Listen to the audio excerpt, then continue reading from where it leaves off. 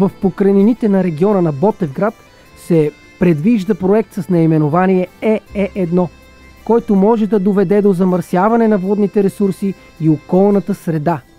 Съществува опасност от влошаване на качеството на питейната вода, което би оказало негативно въздействие върху местното население и природата. В община Своге са се сблъскали с проблема и са успели да го преодолеят за момента, като успешно провели информационна кампания не само в социалните мрежи, но и споделяли информацията помежду си. Провеждали са обществени дискусии и са информирали отговорните институции за своите притеснения.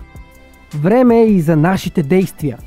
Под видеото ще откриете карта с местоположения, където може да се включите в подписка срещу проекта. При желание можете да разпространите тази информация сред вашите близки и в социалните мрежи. По този начин ще допринесете за повишаване на осведомеността и за изясняване на потенциалните рискове, свързани с проекта.